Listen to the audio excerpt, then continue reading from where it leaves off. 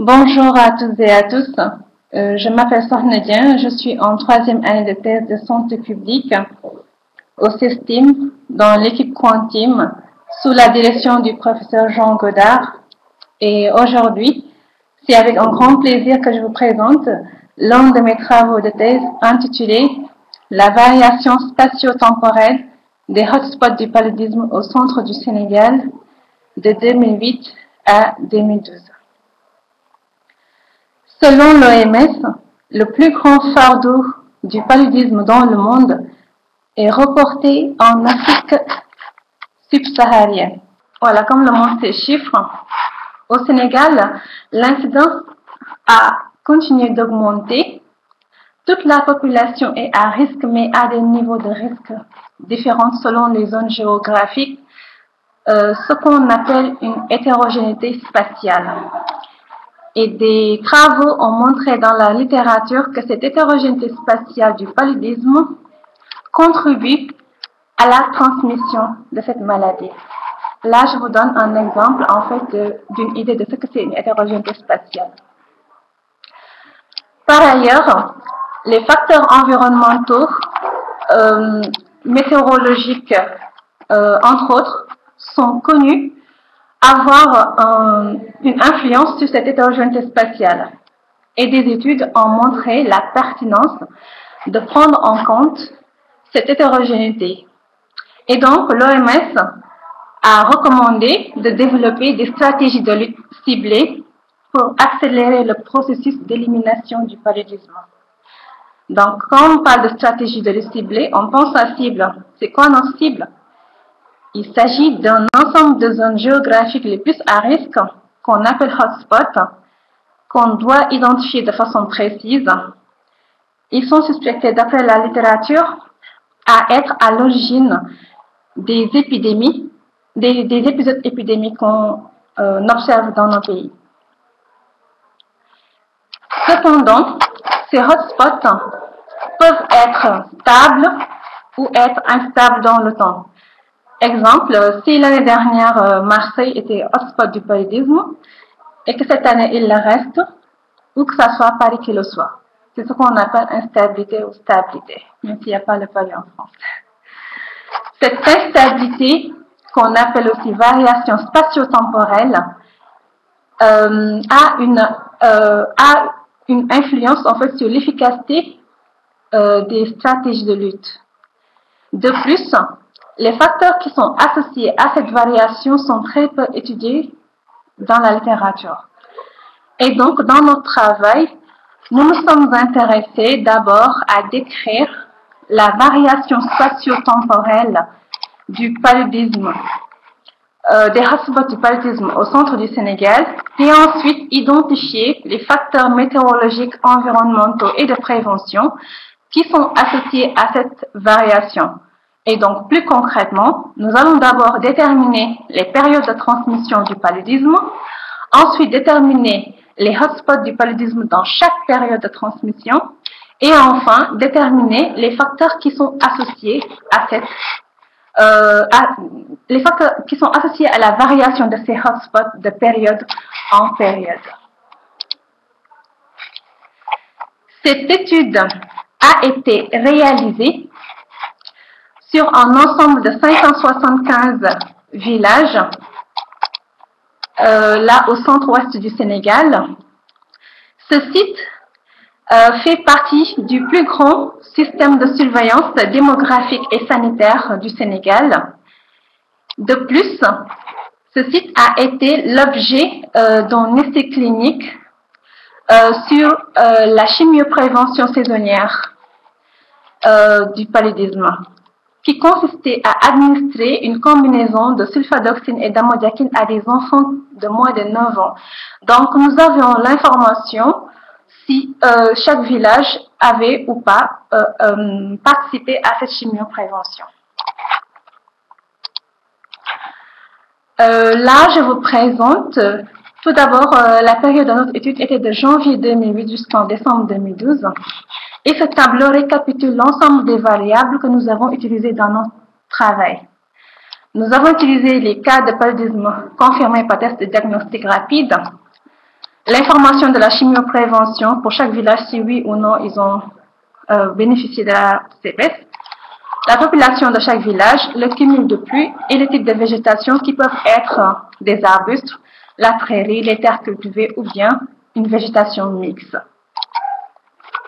Et nous avions les coordonnées géographiques pour chaque village. Donc, quelle méthode statistique nous avions utilisée? Tout d'abord, nous avons utilisé Change Point Analysis pour déterminer les périodes de transmission du paludisme. Avec ces paramètres, j'y reviendrai en cas de besoin dans les questions. Ensuite, nous avons utilisé StatScan pour identifier les hotspots dans chaque période de transmission.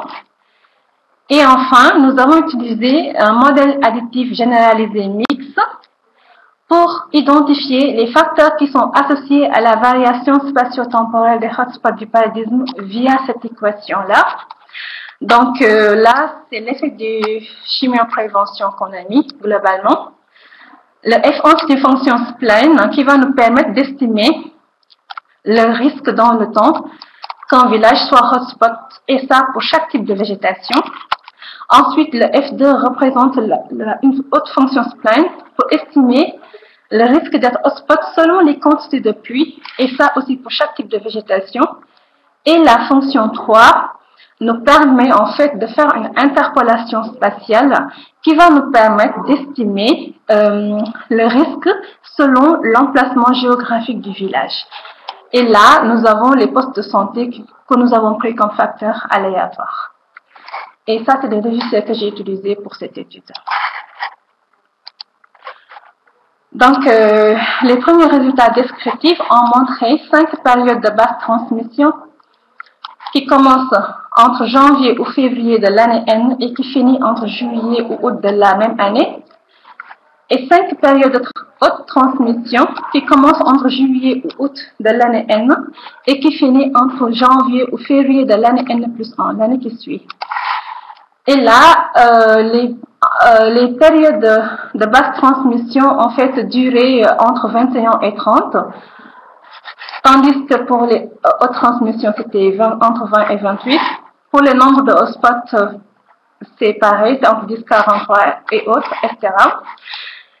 Notons que la chimioprévention n'a pas eu lieu en LTP, vu que ça se passait entre septembre et décembre de chaque année. Donc, ça coïncidait aux hautes transmissions. Là, nous avons les moyennes des cumuls hebdomadaires pour qu'en fait, les cumuls de pluie entre les périodes soient comparables. Donc, que j'ai donné, les intervalles. Et les végétations étaient plutôt mixtes ou prairies. Alors, ces graphiques, en fait, c'est issu en fait des résultats que je vous ai montrés précédemment. En rouge, nous avons la courbe d'incidence cumulée sur l'ensemble des 575 villages avec lesquels nous avons déterminé les périodes de transmission du paludisme. En bleu, nous avons les cumuls de pluie hebdomadaires reçus sur l'ensemble des 575 villages. Donc, en bande blanche, nous avons les périodes de basse transmission et en bande grise, nous avons les périodes de haute transmission. Entre parenthèses, c'est les durées en semaines et en rouge, c'est les incidences cumulées par transmission. Et là, j'ai mis les dates à partir desquelles commencent les périodes de transmission, sauf la dernière qui l'a fait. Et là, à droite, chaque carte représente en fait le résultat des hotspots d'une période de transmission. En rouge, nous avons les villages hotspots. Et en fond de carte, nous avons les types de végétation, arbustes, prairies, terres cultivées ou mixtes. Donc, on voit que d'une période à une autre, on voit que les hotspots changent d'emplacement.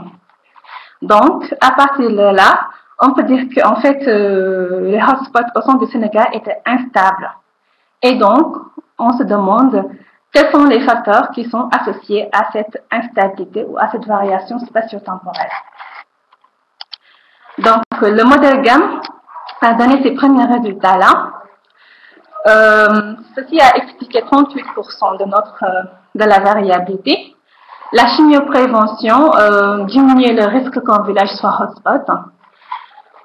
Alors là, pour chaque type de végétation, nous avons estimé en fait le risque qui varie dans le temps des villages. Là, pour les villages à domination arbuste, le risque n'était pas du tout significatif dans le temps. En trait vertical pour chaque type de végétation, en fait, ces traits verticaux rouges encadrent les périodes dans lesquelles les villages étaient plus à risque d'être hotspot.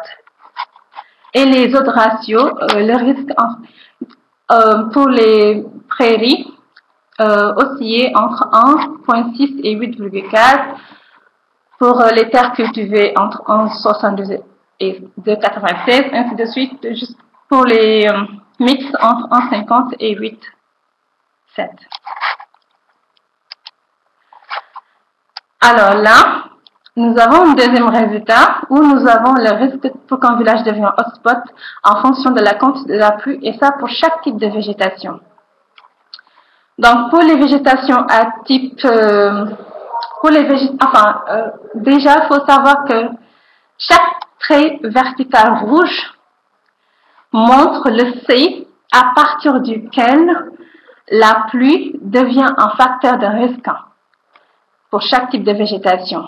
Donc, pour les villages à végétation arbuste, la pluie devient un facteur de risque à partir de 15 mm par semaine avec un OR de début de 3,5. En d'autres termes, un village ayant dans une période de transmission 15 mm de pluie dans une semaine donnée a 3 fois plus de chances d'être hotspot qu'un village qui en a moins. Pareil pour les autres types de végétation. La remarque qu'on peut avoir ici, c'est que dès les premières pluies, au niveau des arbustes, on voit une augmentation du risque jusqu'à une stabilisation quelque part. Par contre, pour les prairies, les terres cultivées et les mix, ils ont à peu près le même comportement.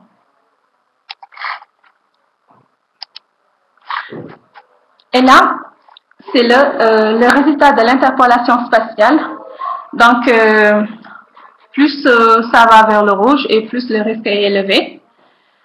Nous avons 356 villages des 775 qui étaient au moins hotspot une fois durant les hautes transmissions, 82 qui l'étaient au moins une fois dans les basses transmissions, et il y a eu 205 villages qui n'ont jamais été hotspot. Donc là, nous avons en fait catégorisé les différents types d'hotspots. Donc, il y a eu 3 villages qui étaient hotspots durant toutes les LTP, et ces 3 villages se trouvent ici, là, dans la zone où le risque est plus élevé. Et nous avons noté aussi que les villages qui n'étaient jamais hotspot en vert étaient plus dans les zones où le risque était moins. Donc, parmi les résultats qui nous a paru intéressants à discuter, il y a le fait qu'en fait, les hautes transmissions chevauchaient entre 2 années. Et donc, il est important d'étudier le paludisme avec ces périodes de transmission et non avec les calendriers administratifs. Ces résultats ont été trouvés aussi dans des études au Mali et au Burkina. Cette étude aussi a montré que l'impact de la pluie sur le paludisme dépendait de la quantité de la pluie et du type de végétation, et que cette interaction modifie la distribution des hotspots. Et ceci est un point nouveau que notre travail a apporté. Des études ont montré que malgré l'implémentation des stratégies de lutte et leur efficacité, l'incidence du paludisme augmente. De plus, les stratégies de lutte sont souvent implémentées au début et au milieu de la saison pluvieuse qui correspondent au HTP. Et dans les résultats, nous avons montré qu'il y avait 3 villages qui se situaient dans la zone les plus à risque et c'était des hotspots durant toutes les périodes de basse transmission. Et de tels hotspots persistants peuvent être la source des épidémies saisonnières du paludisme. Et donc, nous proposons que la question des hotspots et des foyers de persistance du paludisme pendant les basse transmission soit approfondie, de même que la possibilité d'y implémenter des stratégies de lutte. Sur le plan méthodologique, nous avons eu l'opportunité de travailler sur des données de qualité issues d'un essai randomisé avec des échelles spatiales et temporelles très fines. Et avec un ensemble classique d'analyse spatiale et temporelle, nous avons pu dresser une méthodologie qui permet de déterminer les facteurs qui sont associés à la variation spatio-temporelle des hotspots. Et ainsi, avoir une estimation du risque hotspot qui varie dans le temps et dans l'espace. L'étude de l'impact de l'interaction entre la pluie et la végétation a permis d'estimer le risque hotspot qui dépend de la quantité de la pluie et de la végétation. Et ceci peut être fait aussi pour d'autres types de facteurs qu'on peut avoir en fait. Nous avons travaillé sur des données de satellites et bien sûr, ce serait mieux d'avoir des données observées. Et nous n'avions pas eu des données socio-économiques à notre disposition pour donner beaucoup plus de facteurs. Et donc, je remercie le laboratoire CESTIM, mon laboratoire d'accueil de recherche, le réseau doctoral en santé publique qui finance ma thèse via l'HSP, l'IRD de Dakar et la London School of Health and Tropical Medicine, avec qui nous sommes en collaboration, qui nous ont donné les données du paludisme.